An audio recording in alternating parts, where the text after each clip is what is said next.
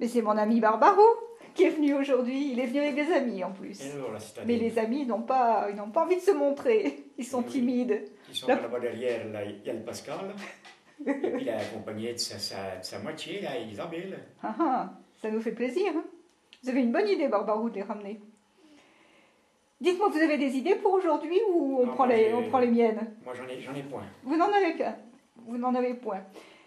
Ah, bah vous avez raison. Une petite goutte. Je vous envoie une petite goutte? Moi non. Ah, ben non. C'est trop sucré, là, vos boissons de ville. Ah, C'est trop. C'est de la boisson de bourgeoise, ça. C'est point de par chez nous. Là, les invités ils disaient rien, mais je suis sûr qu'eux aussi ils ont trouvé que c'était sucré. Oui, oui, c'est vrai. on n'aime pas vous contrarier, monsieur Barbaro. Alors voilà, j'avais pensé ceci. En regardant sur Internet, je me suis trouvée devant une photo qui m'a un petit peu retournée. J'ai vu des élevages de poulets et j'ai vu ces pauvres petites bêtes qui sont toutes mignonnes avec leurs petites plumes et inoffensives, qui étaient rangées derrière des grilles. Il y avait juste la tête qui dépassait. Ils étaient mal plumés d'ailleurs. Et ils ne peuvent pas bouger, ils sont juste en batterie. Ils passent leur vie en fait. C'est même pas de la prison, ça, ils sont bloqués, ils peuvent pas bouger toute une vie entière sans bouger, en attendant la mort pour passer dans nos assiettes. Je crois qu'il y a 30-40 ans, ça n'existait pas. 50 ans sûr, ça n'existait pas. Et vous, à la campagne, vous devez bien savoir tout ça. Et j'avais pensé à ceci. On dit que lorsqu'on a peur, quand on a des angoisses, on sécrète de l'adrénaline. Alors ces animaux, on va parler des poulets qui sont en batterie comme ça, qui n'ont aucun plaisir, aucune joie de vivre, ça doit être épouvantable, ça doit être bourré d'adrénaline et de mauvaises choses. Mais c'est pareil aussi avec les cochons, les élevages de cochons, il paraît que c'est pareil. Les pauvres bêtes sont enlevées de leur mère quand ils ont une vingtaine de jours, quand la mère a fini de les allaiter. Et on les met parqués aussi, il y a une vingtaine les uns contre les autres, ils n'ont pas la place pour bouger. Donc eux aussi, je pense qu'ils sont plein d'angoisse, plein d'adrénaline. Les veaux, pareil. Enfin, je pense que tout ce qui est élevage, les canards aussi. Et ça, c'est assez nouveau, ces élevages. On ne faisait pas ça au siècle dernier, on ne faisait pas d'élevage comme ça. Les animaux étaient heureux, ils étaient dans les prés, ils vivaient leur petite vie tranquille. Et j'ai fait ce parallèle avec cette recrudescence des cancers. Tout le monde parle qu'il y a de plus en plus de cancers. Mais est-ce que le fait de manger des animaux qui sont bourrés d'adrénaline, à votre avis, vous qui êtes un paysan, sage et philosophe, est-ce que vous ne pensez pas que ça pourrait jouer sur la santé, tout ça? Est-ce que ce sujet vous dit quelque chose ou est-ce que vous voulez qu'on arrête, monsieur Barbaro? Eh bien, non, j'ai dit qu'on faisait, donc on va le faire. Mais c'est vrai que là, je crois qu'on va rester à manger, il me semble. Et c'est vrai que c'est point de circonstance. Mais là, il y a du poulet, mais c'est un poulet fermier que j'ai acheté. Mais voyez, en vous écoutant parler, je viens de me faire une réflexion. Moi qui me suis donc élevé à la campagne, c'est vrai ce que vous dites que petit, les animaux, ils étaient au point embastillés, vous voyez. Ils étaient point dans des cages ou attachés. Mais je me suis fait la réflexion que les enfants non plus, vous voyez. On courait partout, personne ne nous disait rien, du matin au soir on courait, et on courait avec les veaux, avec les cochons, avec tout ce qui traînait, et tous on vivait notre vie, quoi, vous voyez, on n'était point attachés. Et j'ai l'impression qu'on a attaché les enfants en même temps qu'on a attaché les bêtes. Et que c'est point bon.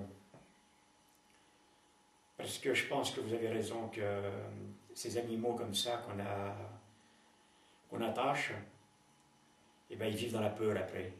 Ils vivent, et la peur, ça crée de la mauvaise bile. Vous voyez, et la bête après, elle est pas en bonne santé. Alors que Elle peut plus se rouler, elle peut plus se rouler dans la boue, elle peut plus vivre. Et oui, quand ils se roulaient dans la boue, les cochons, c'était pour enlever les parasites aussi. Oui, c'était heureux. Alors que maintenant, quand on va enlever les parasites, ça coûte d'insecticides aussi. Oui, on les bardage d'antibiotiques, d'un tas de choses. On leur arrache les dents pour pas qu'ils se mordent entre eux, on leur coupe les queues, enfin oui. Donc ces animaux, ils vivent dans la peur. Et de vivre dans la peur, eh ben ça, moi je crois effectivement que ces animaux, ils sont pleins de mauvaises maladies en eux. Vous voyez, et que le cancer, il trouve un état favorable avec eux. Je dis pas que c'est forcément tout lié. Mais disons que ça pourrait être un facteur aussi. Je dis ça exprès parce que je me dis que avant, on ne vivait pas aussi vieux. Donc il faudrait faire le parallèle entre avance où on vivait jusqu'à 60 ans et puis voir si peut-être qu'on aurait eu des cancers pareils. Mais voilà, j'essaie de laisser un peu de liberté à ceux qui font ça. Mais moi, je crois que de vous faire vivre les bêtes comme ça, on crée de la maladie. Et qu'à mon avis, la maladie, elle est là pour durer. Parce que justement, ces bêtes, elles ne vivent pas en fait, quoi. Elles sont tout le temps dans la survie, dans l'enfermement, dans le...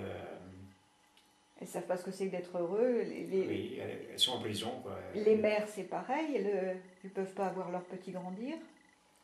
Non, ou elles sont entre les barres de fer. Enfin, il y a quelque chose qui ne va pas, quoi. Vous voyez, moi, mes collègues paysans, je sais bien que certains ne sont pas fiers de ce qu'ils font, quoi. Et tout ça, c'est pour l'argent. La rentabilité. Oui, puis je crois surtout qu'ils ne réfléchissent pas à ce qu'ils font, oui. On leur dit, faut mettre la dinde dans une boîte. Ben, ils le font. Alors c'est vrai que le soir, il n'y a point à courir après la dinde. Elle est déjà là, la pauvre bête. Mais c'est pas de la vie. C'est vrai que c'est pas de la vie. Alors après, on s'étonne que l'animal soit stressé, les ergots tordus, le bec tordu. Non, c'est pas de la vie. Donc, cette bête, quand elle vient pour être mangée, elle est malade. Et donc, cette maladie, elle se transmet. Alors, on me dira, Barbarou, t'as pas de preuves. C'est vrai, c'est vrai. C'est pour ça que j'en discute point trop. Au café avec les autres, j'en discute point trop, moi. Ah, vous allez au café quand même? Ah, des fois, oui. Parce que moi, mes bêtes, elles ne vivent pas comme ça, elles vivent bien, vous voyez. Ouais. Alors, j'en discute point trop, parce que c'est vrai, j'ai pas de preuves. Mais moi, je sais que mes bêtes, elles ont un bon goût, vous voyez. Et des fois, j'ai le cousin, quand il vient de la ville, c'est à moi qui viens demander un lapin, vous voyez, ou une volaille. C'est pas l'autre plus loin, c'est bien moi qui viens voir, parce qu'elle est bonne, quoi. Elle est bonne, elle vit comme il faut. Allez, arrêtons-y là, parce que c'est pas de la discussion de repas. Bon, je vous laisse alors, monsieur Barbarou. Vous avez raison qu'on vit dans le danger avec tout ça.